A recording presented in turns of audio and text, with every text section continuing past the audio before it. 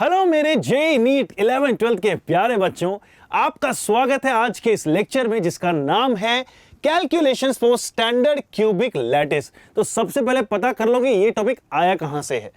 चलो पहले जान लेते हैं कि ये टॉपिक हमें केमिस्ट्री के 12 स्टैंडर्ड में पहला चैप्टर द सॉलिड स्टेट से उठाया गया है जिसका नाम है calculation for standard cubic lattice. तो हम लोगों ने आज तक इस लेक्चर से पहले कवर किया था सॉलिड्स की प्रॉपर्टीज, उसके कैरेक्टरिस्टिक्स, उनके क्लासिफिकेशन। फिर हमने जाना था कि कैसे अमॉर्फस और क्रिस्टलाइन सॉलिड एक दूसरे से डिफर होते हैं और कैसे इनकी प्रॉपर्टीज वेरी करती हैं। उसके बाद में हमने पढ़ा था क्लासिफिकेशन ऑफ क्रिस्टलाइन सॉलिड। और आज के इस लेक्चर में जहां पे हम लोगों ने जाना था अभी तक कि क्यूब सबसे ज्यादा सिमेट्रिक होता है, उसके फीचर्स स्टडी करने वाले आज के टॉपिक के अंदर। तो फटाफट से विदाउट वेस्टिंग द टाइम आगे बढ़ जाते हैं संजय सर के साथ। तो गाइस सबसे पहले आता है कि what are the characteristics of a cube. एक क्यूब के कैरेक्टरिस्टिक्स होते क्या है। देखो ये आपके सामने मैं एक क्यूब लेके आया हूं ताकि आपको पता चले कि हम किस तरह से चीजों को डील करने वाले हैं। सबसे पहली चीज ये कि इस क्यूब को आप जूम करके इंटरैक्ट करके चेक कर सकते हैं कि ये एक फेस डायगोनल है, ये इस तरह का एक फेस है और किस तरह से क्यूब के वर्टाइसिस बने हुए हैं। तो पहले जानते हैं इसके। क्लिक मी पे मैं क्लिक करके सारी चीजें निकाल देता हूं डिटेल। ओके, ये देखो ये बढ़िया फीचर है। अगर मैंने क्लिक मी पे बार बार क्लिक किया और क्लिक हट गया तो इसका मतलब आपको बार बार क्लिक नहीं करना है, सारी चीजें आ चुकी हैं। सबसे पहले जानो कॉर्नर। एक क्यूब के कॉर्नर कितने होते हैं भाई साहब? देखो भाई काउंट कर लो, दिया हुआ है 1 2 3 4 5 6 7 8, total corners 8। Coming to the faces, एक क्यूब के फेस कितने हैं जरा काउंट तो करो गाइस। देखो भाई बहुत सिंपल है, left right front back top bottom कितने हो गए? 6। सिंपल है यार, लेफ्ट राइट टॉप बॉटम और फ्रंट एंड बैक, सिंपली। अब आते हैं एजेस की बात करें तो गाइस एजेस क्या होते हैं? दो कॉर्नर या दो वर्टाइसेस को जो जोड़ती है लाइन, उसे हम लोग बोलते हैं एज। ये देखिए एज, ये इस तरह से एक एज है। अब आप खुद से देखिए, मैं इसे होल्ड करके रखता हूं। यहां ऊपर कितने एजेस दिखाई दे रहे हैं आपको? 4। नीचे वाले फेस में कितने होंगे? 4, करेक्ट। 4 एजेस यहां है, 1 2 3 4, यहां पे 1 2 3 4। तो बाकी के 4 कहां पे हैं? बाकी के 4 ये रहे 1 2 3 4। क्या आपको समझ में आया? इन्हें हम लोग बोलते हैं एजेस। तो क्यूब के अंदर कॉर्नर 8, फेसेस 6, एजेस 12। और नेक्स्ट आते हैं फेस डायगोनल। अरे भाई साहब मुझे एक चीज बताओ, एक फेस डायगोनल होता क्या है? डायगोनल का मतलब होता है कि जो बेसिकली एक ऐसी लाइन जो अपने से नेक्स्ट पॉइंट को ना कवर करके नेक्स्ट टू नेक्स्ट को करे। जैसे इसे देखिए, ये टॉप फेस है। इस टॉप फेस में अगर मैं 1 2, ये 1 है, अगर ये 2 है, तो अगर मैं 1 से 2 कनेक्ट ना करके डायरेक्ट 1 से 3 को कनेक्ट करूंगा, यहां से ये ना करके डायरेक्टली कनेक्ट करूंगा, तो ये जो मेरे पास में लाइन आएगी इसको हम एक डायगोनल बोलेंगे। और ऐसे कितने लाइनें पॉसिबल है एक फेस में? देखिए एक यहां और एक यहां, इस तरह से 2 लाइन यहां पे पॉसिबल है। करेक्ट है? समझ रहे हैं मेरी बात आप? तो मान लीजिए अगर ये एक फेस है आपके सामने, ये एक फेस है, तो आप कह सकते हैं कि देखिए ये 1 है, ये 2 है और ये है 3। तो 1 2 3 4 के अंदर अगर मैं 1 से 2 ना जाके डायरेक्टली इधर चला जाता हूं, इसे हम लोग बोलेंगे एक फेस डायगोनल। सिमिलरली आप यहां से अगर जाएंगे 2 3 4, तो 2 से 3 ना जाके डायरेक्टली यहां जाओ। तो इस तरह से टोटल कितने डायगोनल पॉसिबल है? एक फेस के ऊपर है 2 फेस डायगोनल पॉसिबल। कितने फेसेस बताए थे? देख लो इधर 6। तो टोटल कितने हो गए भैया? सिंपल सा कैलकुलेशन है बॉस, 12 यहां पे होते हैं फेस डायगोनल। अब आते हैं नेक्स्ट, बॉडी डायगोनल्स क्या होते हैं। तो गाइस बॉडी डायगोनल का कॉन्सेप्ट बड़ा मजेदार है। बॉडी डायगोनल का मीनिंग समझो। बॉडी का डायगोनल जो होता है वो बेसिकली बॉडी के सेंटर से पास होता है, बॉडी के एक पॉइंट को दूसरे फारदेस्ट पॉइंट पे कनेक्ट करेगा। एक पॉइंट को फारदेस्ट पॉइंट कौन सा होगा? देखो गाइस ये एक पॉइंट है, इसका फारदेस्ट पॉइंट कौन सा होगा? ये वाला। इसीलिए मैंने इसमें दिखाया भी है, ये देखिए। अगर आप इसको जूम करके देखेंगे तो ये जो आपको एक शेडो दिखाई दे रही है, ये 1 पॉइंट से लेके अनदर पॉइंट तक, ये तो ये है जो आपको बेसिकली कनेक्ट कर रहा है, इसका नाम है बॉडी डायगोनल। अब आप सोचो कि इतने कितने पॉइंट्स हो सकते हैं, तो आप ध्यान से ये देखेंगे इस चीज को कि अगर एक पर्टिकुलर आपका पॉइंट दूसरे पॉइंट को कनेक्ट कर रहा है एक लाइन से, और ये एक पॉइंट है आपके सामने या एक डायगोनल है बॉडी का, तो दूसरा बॉडी डायगोनल कहां से जाएगा? इसके बाजू में से ले लीजिए, इस तरह से। बोलो समझ रहे हैं कि नहीं आप? इस तरह से एक दूसरा बॉडी डायगोनल ले लेंगे। कितने हो गए मेरे पास में? 2। अब आप खुद से सोचो कि 8 पॉइंट्स हैं ऐसे। 8 पॉइंट्स का मीनिंग है 8 वर्टाइसेस है। अगर 4 कॉर्नर्स को मुझे, नीचे वाले 4 कॉर्नर्स को, ऊपर वाले 4 कॉर्नर्स हैं, टोटल 8 को अगर आपस में कनेक्ट करना है डायगोनली, तो कैसे कर पाऊंगा? सिंपल है भाई, 4 + 4/2 कर दो। isn't it? इस कॉर्नर का उस कॉर्नर से, इस कॉर्नर का उस कॉर्नर से, इस कॉर्नर का उस कॉर्नर से और उस कॉर्नर का इस कॉर्नर से, टोटल मिला के कितने होने अपने पास में? यस, टोटल आएंगे 4, करेक्ट। तो यहां पे बॉडी डायगोनल कितने दिए? 4। बॉडी का सेंटर क्या होता है गाइस? सेंटर तो हमेशा एक ही होता है। अगर कोई एक बॉडी है तो उसका बॉडी सेंटर हमेशा कितना होगा? 1। इसलिए यहां पे भी अगर हम लोग इसके अंदर जाएंगे कहीं तो हम लोग पाएंगे कि कहीं बॉडी का सेंटर होगा बीच में, लेकिन ये बॉडी का सेंटर किस पे लाई करेगा?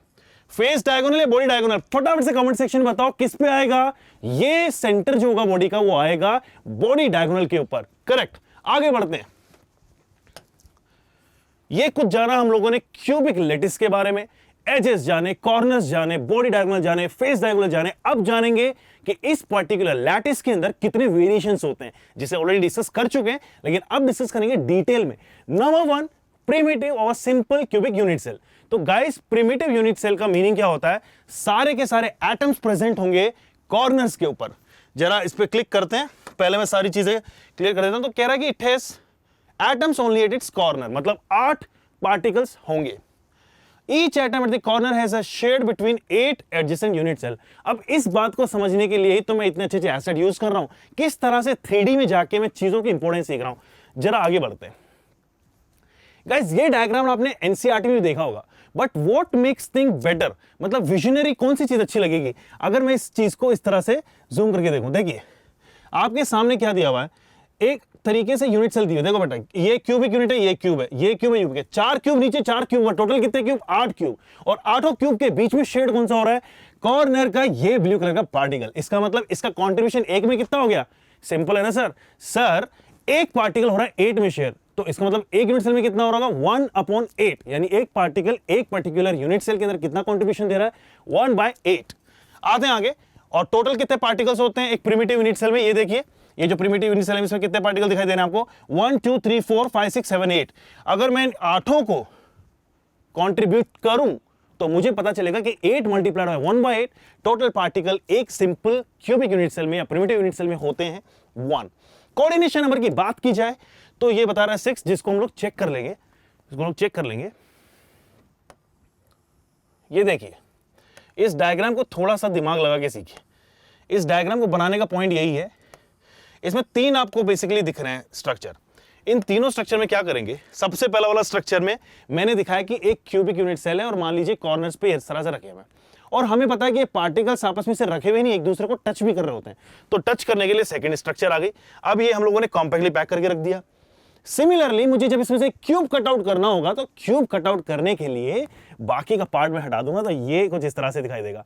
यानी आप कह सकते हो कि ये जो एसेट हमारा दिख रहा है, इस एसेट के अंदर, इस पर्टिकुलर क्यूब के अंदर, ये जो है ये एक 1/8 पार्ट है, और ये सारे 1/8 पार्ट मिलके इस तरह से 8 मिलके 1 क्यूब 1 पार्टिकल को कॉन्स्टिट्यूट करते हैं। That's why we say that एक सिंपल क्यूबिक यूनिट सेल में टोटल नंबर पार्टिकल कितना होता है? 1। अब बात आती है कोऑर्डिनेशन नंबर की। तो गाइस, कोऑर्डिनेशन नंबर का मीनिंग है, अगर मान लीजिए आपके सामने ये कॉर्नर का एक पार्टिकल है, तो इस कॉर्नर के पार्टिकल के पास में सबसे पास में कौन से पार्टिकल होने वाले हैं? चलो मैं आपको थोड़ा सा एग्जांपल दे देता हूं, विजन दिखा देता हूं आपको कि करना क्या है। देखो इधर, ये कॉर्नर का एक पार्टिकल है और बाकी के सारे यूनिट सेल क्यूबिक हैं। यहां पे एक पार्टिकल है, सिर्फ कॉर्नर्स की मैं बातें कर रहा हूं, राइट? एक यहां पे पार्टिकल है, एक यहां पे पार्टिकल है, यहां पे इस तरह से। बोलो आप समझ में आ रहा है कि बात नहीं? आई होप कि आप सबको समझ में आ रहा होगा कि पार्टिकल किस तरह से रखे हुए हैं। यानी मैं सारे के सारे पार्टिकल्स सिर्फ कहां ले रहा हूं? एक पर्टिकुलर क्यूब के कॉर्नर पे सारे पार्टिकल्स में लेके चल रहा हूं। ये देखिए कितना सिंपल है भाई, ये देखो सारे के सारे कॉर्नर पे। अब आप देखो कि ये वाला जो पार्टिकल होगा, ये पार्टिकल जो यहाँ पे दिया हुआ है, ब्लू वाला पार्टिकल जो था जिसको मैंने व्हाइट कर दिया है, तो ये वाला पार्टिकल डायरेक्टली टच में किसके साथ आएगा? डायरेक्टली कांटेक्ट में उसके साथ आएगा जो इसके नियरेस्ट होगा, यानी कंफ्यूजन अभी भी क्रिएटेड है कि सर कोऑर्डिनेशन नंबर का मीनिंग क्या है। कोऑर्डिनेशन नंबर का मीनिंग समझिए गाइस, जो सबसे नियरेस्ट पार्टिकल है वो कोऑर्डिनेशन नंबर है। अब आप अगर मान लीजिए सिंपल क्यूब की बात करते हैं तो दो कॉर्नर के एटम्स ये दो कॉर्नर के एटम्स सबसे पास हैं, लेकिन अगर डायगोनली बात करूंगा तो ये दूर है। यानी अपन बोल सकते हैं कि ये फर्स्ट पास है, ये सेकंड पास है। मतलब अगर आप कहेंगे कि डिस्टेंस वाइज बात की जाए तो अगर ये एक्स और वाई है तो X is lesser than Y. तो इसके कांटेक्ट में देखो कौन से पार्टिकल आएंगे, एक ऊपर आ रहा है, एक नीचे आ रहा है, 2 हो गए। एक लेफ्ट में इस तरफ से आएगा, एक उस तरफ से आ रहा है, 2 हो गए, ये इस तरह से, और एक इस तरफ से, मतलब ये हो गया एक्स वाई जेड टाइप से। एक्स डायरेक्शन में 2, वाई डायरेक्शन में 2, जेड डायरेक्शन में 2। मैंने अपनी तरफ से पूरा ट्राई किया कि आपको कोऑर्डिनेशन नंबर का कॉन्सेप्ट समझ में आए। अगर आपको समझ में आता है तो इट्स वेल एंड गुड, आप आगे कोऑर्डिनेशन नंबर निकालिए एफसीसी के लिए, बॉडी सेंटर के लिए। लेकिन अगर आपको कंफ्यूजन है तो मुझे कमेंट सेक्शन में बताइए, मैं आपको और एलेबोरेट करके नोट्स भी आपको पहुंचा के दूंगा। आगे बढ़ते हैं अभी के लिए। तो थोड़ा कोऑर्डिनेशन नंबर के बारे में मजा नहीं आया, तो मजा ले लेते हैं कोऑर्डिनेशन नंबर को डिटेल में जान के। तो कोऑर्डिनेशन नंबर का मीनिंग क्या है guys? Click me. The number of nearest neighboring of a particle is called as the coordination number। मतलब सबसे पास वाले एटम को हम लोग क्या बोलते हैं? Coordination number. यहां पे बात की जाए अगर कोऑर्डिनेशन नंबर की, तो मैं एक एग्जांपल आपके सामने लेके आया हूं। यार मजा आ गया यार, मतलब 3D एसेट से पढ़ने का मजा ही कुछ और है। और अगर आपको ऐसा ही वन चाहिए तो जाइए mbibe.com पे या mbibe के ऐप पे, जहां पे आपको 3D मॉडल्स की वजह से, उनकी हेल्प की वजह से कॉन्सेप्ट सिखाए जा रहे हैं। और हमारे YouTube चैनल पे मैं आपको कंटिन्यूटी में ऐसी चीजें देते रहूंगा। अभी आ जाओ फिर से, यहाँ पे थोड़ा सा दूर चले गए थे, फिर से आ जाएंगे। एक पार्टिकल दिया हुआ है 7 नंबर का पार्टिकल। कौन सा पार्टिकल है भाई साहब? भाई साहब ये है 7 नंबर का पार्टिकल। इस 7 नंबर के पार्टिकल को नियरेस्ट कितने एटम्स ने पकड़ा हुआ है? अब आप कहेंगे कि सर ये भी तो है, बट बेटा क्या है नियरेस्ट है?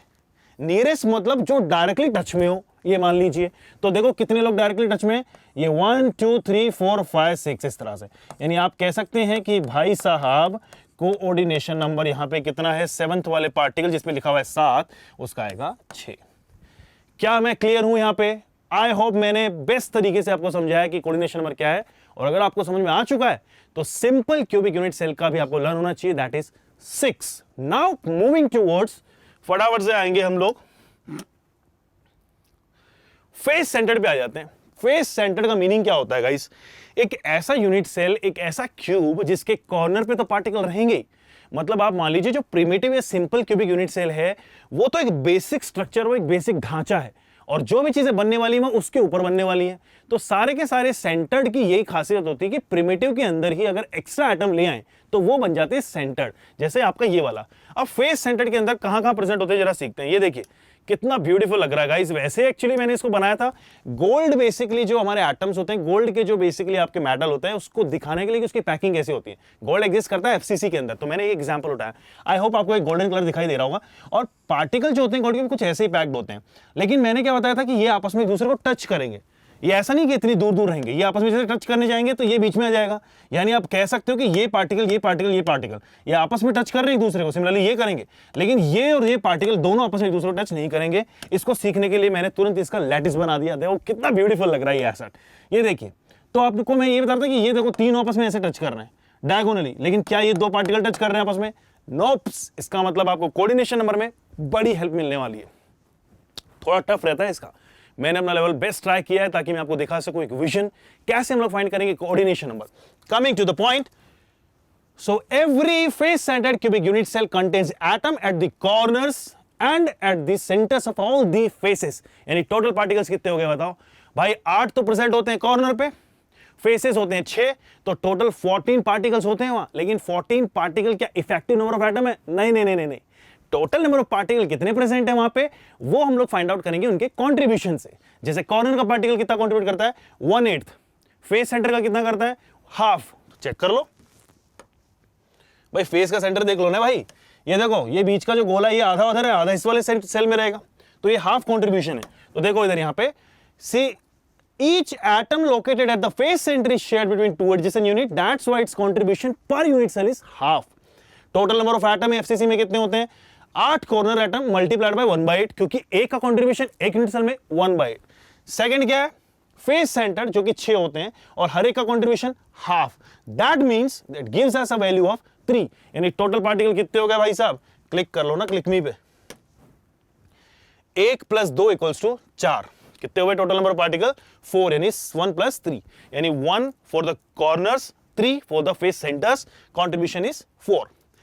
Coordination number is 12। यार ये मेरे लिए बड़ा चैलेंज था।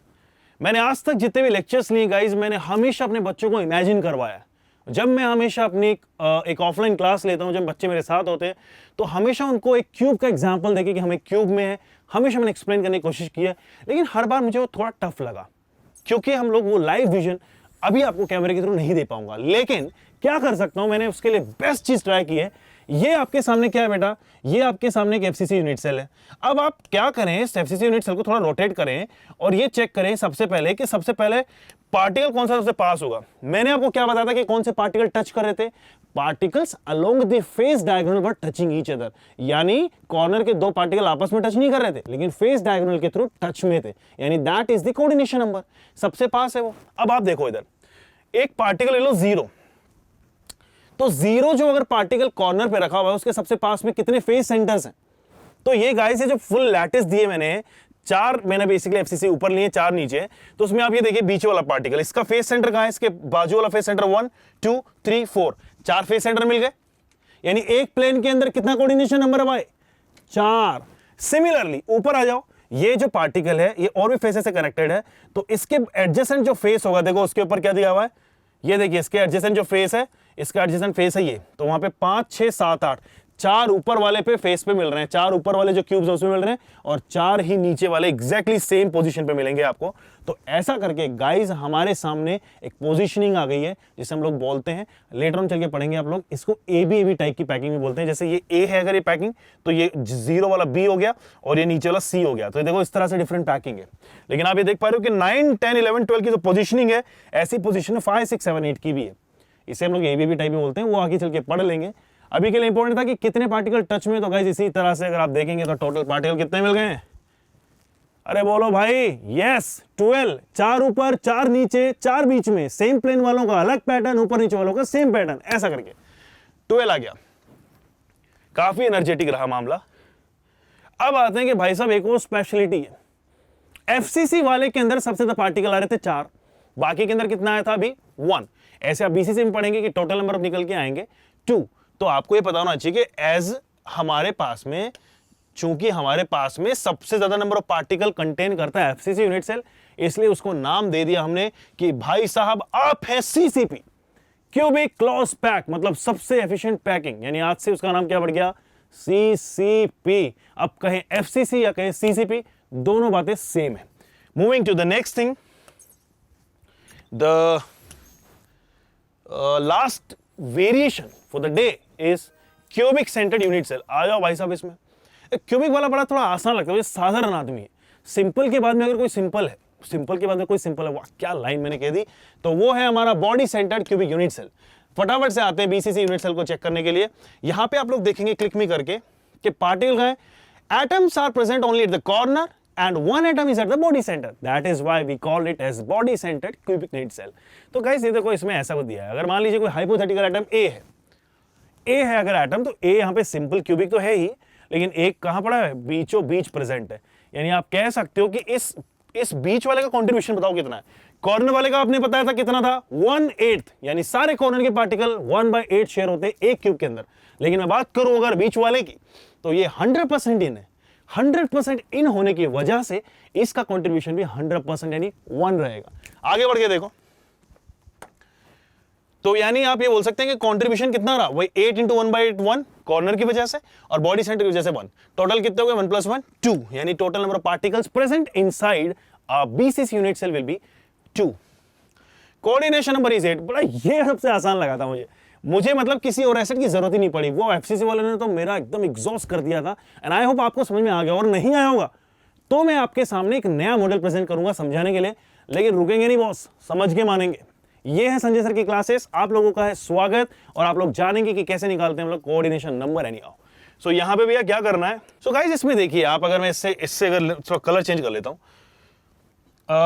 ये मेरे सामने एक एटम है, जब ये पास पास आ जाएंगे तो ये देखिए किसके टच में आएगा, इसके टच में आ रहा है, इसके टच में आ रहा है, पीछे वाले के टच में, आगे वाले टच में, यहाँ पे इस तरह से और यहाँ पे इस तरह से। तो कहने का मतलब ये होगा कि 8 के 8 कॉर्नर को स्क्वीज कर दिया, तो बीच में एक बॉल है, ये कुछ ऐसा बन गया है, देखिए ये कुछ ऐसा दिखाई देगा, ऐसा टाइप का दिखाई देगा ऊपर से अगर आप देखेंगे तो ये आपका कौन सा हो गया, बॉडी सेंटर्ड।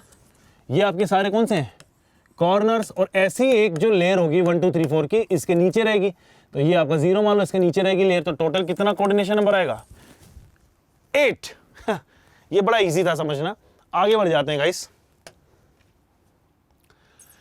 सो भैया आज के लिए पूरी पढ़ाई कर ली हम लोगों ने, कोऑर्डिनेशन नंबर्स पता कर लिए, किसी पर्टिकुलर यूनिट सेल में कितने एटम होते हैं का कंट्रीब्यूशन पता कर लिया, इफेक्ट नंबर ऑफ एटम जान लिए, 3 वेरिएशंस पढ़ लिए, क्यूबिक यूनिट सेल के बारे में सारी डिटेल निकाल ली। तो अब क्या बचता है हमारे सामने, कुछ क्वेश्चंस लगाना। और यहाँ पे क्वेश्चन मैं आपके लिए लेके आया हूँ, एक सिंगल चॉइस क्वेश्चन जो आप लोग अटेम्प्ट करेंगे मेरे साथ में। चलिए स्टार्ट करते हैं। Number 1 question is a compound A containing element A and B. कोई कंपाउंड है जिसमें 2 एलिमेंट है, कौन कौन से भाई साहब, ए और बी। ये क्रिस्टलाइजेस होता है in such a way that A occupies all the corners and B occupies all the face centre. What is the correct chemical formula for this compound? बड़ा इजी क्वेश्चन है। कैसे करना है, आप 2 कंपाउंड 2 एलिमेंट जो दिए हुए हैं उनको लिख लो, ए और बी। अब देखो कि कौन कहां पे प्रेजेंट है। ए कहां पे भैया, crystallize in such a way that it occupies corner. अब सारे कॉर्नर कितने होते हैं भैया, 8 कॉर्नर होते हैं। और ये क्या ऑक्यूपाई कर रहा है भाई साहब, ये कहना चाह रहा है कि ये सारे कर रहा है फेस सेंटर। सेंटर फेस कितने होते हैं, फेसेस होते हैं 6, तो 6 ही फेस सेंटर हो जाएंगे। दोनों का कंट्रीब्यूशन कितना कितना होता है भैया, ये होता है 1/8 और ये होता था सर हाफ। अभी आपने सिखाया था थोड़ी देर पहले। तो ये तो कितना बन गया, 3 बन गया, और ये कितना बन गया बेटा, 1 बन गया। और आपका फॉर्मूला क्या बन गया बेटा, AB3, यानी एक यूनिट सेल का फॉर्मूला क्या बन गया, AB3। और ये तो आपको पता है कि यूनिट सेल जो होती है बेसिकली एक छोटा वर्जन है कंप्लीटली क्रिस्टल सिस्टम का। यानी जो फॉर्मूला बनेगा यूनिट सेल का, वही फॉर्मूला किसका आ जाएगा, क्रिस्टल सिस्टम का। तो final formula will be AB3। यानी करेक्ट आंसर कौन सा हो जाएगा बेटा इसमें, ऑप्शन नंबर सी। एक बार चला सबमिट करके देखते हैं क्या वैल्यू मिलती है। ABC मैंने सबमिट किया और मुझे बोल रहा है ये वाओ। चलिए नेक्स्ट क्वेश्चन आते हैं। तो नीट पर्पस से या जेई पर्पस से, इवन एनसीईआरटी के पर्पस से, आपके बोर्ड एग्जाम के लिए भी इस तरह के क्वेश्चन बड़े फ्रीक्वेंटली पूछे जाते हैं। अब जैसे जैसे हम लोग हायर लेवल की तरफ जाएंगे, जैसे जैसे आप लोग पैकिंग सीख जाएंगे, उस तरह से इसका डिफिकल्टी लेवल ही बढ़ जाएगा। आगे चल के कुछ एलिमेंट वॉइड्स में डाल देंगे, आगे चल के कुछ एलिमेंट्स हम लोग NaCl या CaCl पैकिंग के अकॉर्डिंग डालेंगे। तो आपको हमेशा पता होना चाहिए कि किस टाइप की पैकिंग है। सोल्व करने का फंडा एक ही है, एलिमेंट के नाम लिख लो और करना स्टार्ट कर दो। चलिए एक नया क्वेश्चन आप लोगों के लिए गाइस। क्या बोला है कि एक कंपाउंड जिसके अंदर X एलिमेंट हैं, Y और Z भी हैं, it crystallises in such a way that X occupies all the corner. बेटा जल्दी जल्दी लिख लो, X है, Y है, Z है। कॉर्नर वाले का फंडा बोलो बे, कितने कॉर्नर्स होते थे, 8। Y occupies all the body centre is 1। Z occupies all the face centre 6। अब फटाफट से पता कर लो द केमिकल फॉर्मूला। यानी तो बिल्कुल पिछले वाले क्वेश्चन जैसा ही, थोड़ा सा एक एलिमेंट बढ़ा दिया। क्या कीजिए, 8 है, कॉन्ट्रीब्यूशन है 1/8, कंट्रीब्यूशन है 1। कंट्रीब्यूशन कितना होता था, फेस सेंटर का हाफ, 3 1 1। तो क्या बन गया देखो, XYZ3। Answer is XYZ3। भैया आप चेक करो कि कौन सा ऑप्शन में XYZ3 दिया हुआ है। XYZ3 कहां है, ऑप्शन नंबर डी। फटाफट से वेस्ट ना करके टाइम पिक कर लेते हैं अपना ऑप्शन XYZ3 और द आंसर इज या। मजा आया आप लोगों को? अब एक क्वेश्चन आप खुद से ट्राई कर लो भैया। क्वेश्चन क्या दिया है कि एक क्रिस्टल सॉलिड जो है वो कंटेन करता है ए और बी। अब जब इतनी बात हो ही गई तो कर लेते हैं भैया काम। क्या बोल रहा है, 2 है ए और बी। ए जो कर रहा है वो सारे कॉर्नर ले रहा है। ए के पास में सारे क्या है, कॉर्नर्स हैं। बी के पास में क्या है, सारे के सारे, अच्छा ए और बी है कॉर्नर और फेस सेंटर। यहां पे क्या है, कॉर्नर्स हैं, और यहां पे ले रहा है फेस सेंटर्स। अब तुम सोचोगे सर ये लिख क्यों रहे हैं, क्योंकि भैया मैंने थोड़ा सा आगे का पढ़ लिया। क्या कह रहा है कि for all the atoms along one face are removed. तो क्या होगा भाई यार, यही तो बात है कि एक फेस के सारे एटम हटा दिया हाइपोथेटिकली, तो बताओ कितने बचे। अब जरा मुझे एक चीज बताइए आप, अगर कुछ इस तरह का हमारा यूनिट सेल है, मान लीजिए इस तरह का कोई यूनिट सेल है इस तरह से, तो इस यूनिट सेल के अंदर अगर मैं मान लीजिए इस तरह से बना दूं हाइपोथेटिकली, इस तरह से हाइपोथेटिकली बना दूं, तो अब देखो बेटा यहां पे एक फेस सेंटर है, इसने हटा दिए यार एक क्यूब से, इसने सारे के सारा एक फेस ही हटा दिया। अब एक फेस हटेगा तो 4 कॉर्नर गए, और कितने फेस सेंटर गए, एक फेस में कितने फेस सेंटर होगा, एक ही ना बॉस, तो एक फेस सेंटर भी चला गया। चला फटाफट से आ जाओ उसमें दिमाग लगाने। तो ए कॉर्नर होते कितने थे, 8, बचे कितने, 4 हटने के बाद में 4, और कंट्रीब्यूशन कितना होता है 1/8। बात करें फेस सेंटर की, फेस सेंटर कितने होते थे 6, कितने हट गए भैया 1, मल्टीप्लाइड बाय कंट्रीब्यूशन कितना होता है हाफ। बोलो कोई डाउट है तो बहुत इजी है। तो यहां पे कितना बचेगा 4, ये बन गया हाफ, और यहां पे कितना बनेगा आपका 5/2। बोलो समझे कि नहीं। अब इसका रेशियो निकाल लो, सिंपलेस्ट रेशियो क्या होगा बेटा, ए बी, जब आप हाफ से हाफ हटा दोगे तो बन गया AB फाइव। जरा चेक करना क्या ए बी फाइव नाम से कोई ऑप्शन दिया हुआ है, और ऑप्शन बी मुझे सही लग रहा है। फटाक से आओ, इसे क्लिक करो, सबमिट करो, मजे करो। या the answer is correct. Anyways, अब आते हैं आज के इस दिन की समरी के ऊपर। उसके बाद में मैं आपसे करूंगा एक इंटरैक्टिव क्वेश्चन, और मुझे सारे आंसर्स मेरे कमेंट सेक्शन में चाहिए आप बच्चों से। चलिए बेटा आते हैं, फटाक से जानते हैं आज क्या पढ़ा हमने। तो भैया कितने टाइप के क्यूबिक यूनिट सेल होते हैं? 3 टाइप के। कौन कौन से? Simple, face centred, body centred. Primitive unit cell के अंदर कितने एटम होते हैं? एटम्स होते हैं सिर्फ कॉर्नर पे, यानी टोटल 8। कंट्रीब्यूशन कितना हो? 8 × 1/8 1। अब आते हैं कि फेस सेंटर टोटल कितने होते हैं, बॉडी सेंटर कितने होते हैं? बॉडी सेंटर में 2 जगह पे, बॉडी के सेंटर पे और कॉर्नर्स के ऊपर। कॉर्नर्स कितना कंट्रीब्यूट करते हैं? 8 × 1/8 1। बॉडी सेंटर कितना करेगा? 1। टोटल कितना हो गया? 2। अब बात करते हैं भैया टोटल फेस सेंटर में निकालें।